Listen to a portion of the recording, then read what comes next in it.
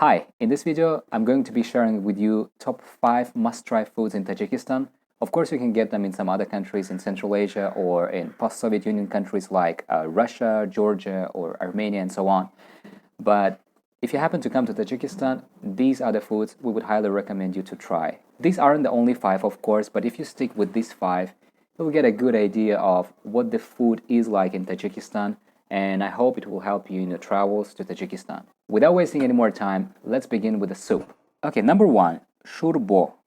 Shurbo is a thick Tajik soup and it's typically prepared with chunks of meat, usually beef or lamb, which are first browned with onions, carrot, and tomatoes, and then simmered with vegetables such as potatoes and Bulgarian peppers, along with various spices and herbs. Tajik housewives season their soup with fresh tomatoes and also sour milk, which is called here suzma or qatik. Tajik serves soup in a special ware we call kosa. It's round and deep so that the soup remains hot.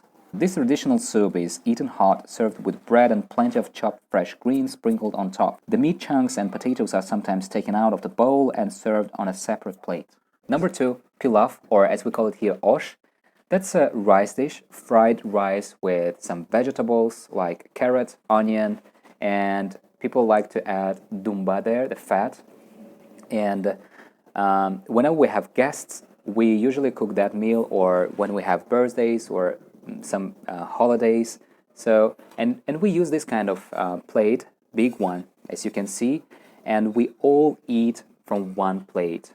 But if there are many, we can use 2 or 3 these kind of plates. Some older people prefer to eat with their hands. They say it's tastier when you use your hands. Number 3, manti, or as we call it here, mantu.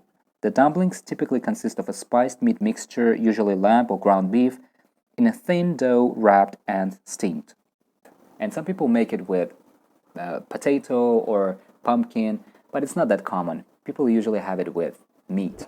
Number 4, samosa or samsa. Unlike Indian samosas, our samosas are baked. They may take different forms, including triangular, cone, or half-moon shapes, depending on the region.